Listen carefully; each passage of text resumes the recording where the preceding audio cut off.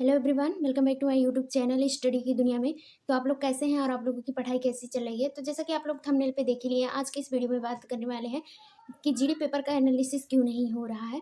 तो आज का ये टॉपिक है कि जीडी पेपर का एनालिसिस क्यों बंद कर दिया है।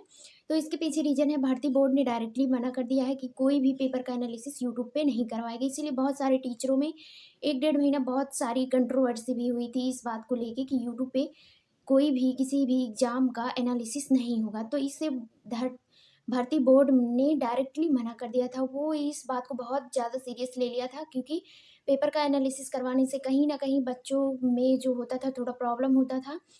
क्योंकि जिन बच्चों का पहले शिफ्ट में होता था पेपर, उन लोगों तो कोई आइडिया ही नहीं होता था, और जिन बच्चों का शिफ्ट बाद में होता था दूसरे और तीसरे शिफ्ट में, उन लोगों को पेपर का मॉडल तो पता चल जाता था, ईज़ी है, मॉडरेट है, क्या है।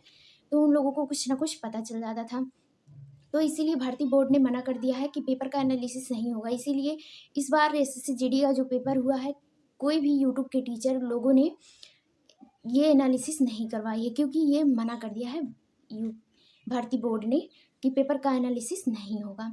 और बात करते हैं जीडी पेपर की। तो जीडी पेपर मेरे पास में एक लोग थी, तो वो दी थी, तो बता रही थी मतलब पेपर इजी टू मॉडरेट ही रहने वाला है आप लोगों का, और इजी टू मॉडरेट में ही पेपर आया था। पेपर ज़्यादा कठिन भी नहीं था और ज़्यादा मतलब सरल भी नहीं था, तो इजी टू मॉडरेट लेवल था। तो मैथ में ये आप लोगों को मैथ में जो चैप्टर देखने को मिल रहा है, तो मैथ में सभी चैप्टर को मतलब बराबर से एवरेज पे दिया गया है।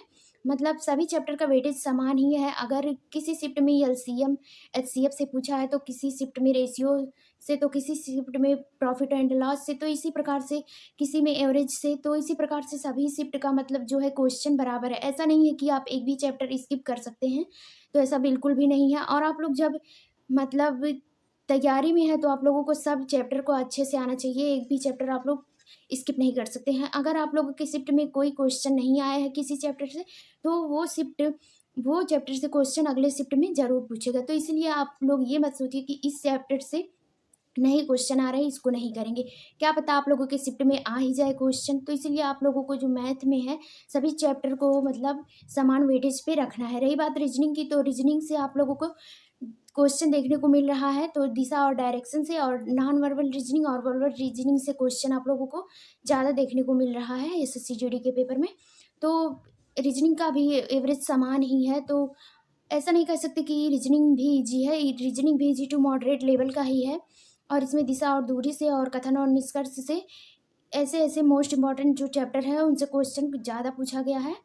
और रही बात हिंदी की, तो हिंदी तो हम लोगों की मातृभाषा है, फिर भी हमें प्रॉब्लम होती है। तो हिंदी से ज़्यादातर क्वेश्चन देखने को मिल रहा है एसएससी जीडी के पेपर में, जो कि है समास से और संधि से है, और ये जो संज्ञा सर्वनाम विशेषण इत्यादि का पहचान करने के लिए होता है, तो इन सब से क्वेश्चन मिल रहा है। तो और यहाँ पे स्वर और वावल से कौन सा कंठस्थ व्यंजन है, तालव्य व्यंजन, इन सब से क्वेश्चन आप लोगों को देखने को मिल रहा है हिंदी में। और यहाँ पे मोस्ट इम्पॉर्टेंट नाम तो राइटर के हो जाते हैं। राइटर का आप लोगों को क्वेश्चन मतलब लेखक के क्वेश्चन आप लोगों को ज़्यादा देखने को मिल रहा है कि कौन सी पुस्तक किस राइटर ने लिखी है। तो इस प्रकार से आप लोगों को क्वेश्चन एसएससी जीडी में ज़्यादा देखने को मिल रहा है। और रही बात जीएस और जीके की, तो इसमें सभी को प्रॉब्लम होता है। लेकिन अगर आप लोग जीएस मैक्सिमम अगर आप लोग 2-3 गलत करते हैं तो बहुत है, अगर नहीं तो आप 5 तक गलत कर सकते हैं। मतलब अगर आपको बहुत नहीं आ रहा है तो अगर 5 आप लोगों का जीएस, जीके और करंट अफेयर को लेकर अगर आप लोगों को 5 गलती निकल रही है, तो इसकी कोई बात नहीं है। जीएस में क्योंकि एकदम परफेक्ट किसी का नहीं तैयार होता है जीएस, तो आप लोगों को टेंशन लेने की बात बिल्कुल भी नहीं है। तो आप लोगों को अगर जिन लोगों का एग्ज़ाम हो गया है, वो लोग बताएँगे कि आप लोग का पेपर कैसा गया है, और जिन लोगों का एग्ज़ाम नहीं हुआ है, वो लोग डिमोटिवेट मत होइए। आप लोगों का भी एग्ज़ाम अच्छे से होगा और आप लोग अच्छे से एग्ज़ाम दीजिएगा। और वीडियो आप लोगों को अच्छा लगा हो तो वीडियो को लाइक और कमेंट ज़रूर कीजिएगा। और और कोई भी जानकारी चाहिए तो हमको कमेंट ज़रूर कीजिएगा। और वीडियो देखने के लिए थैंक यू। मिलते हैं नेक्स्ट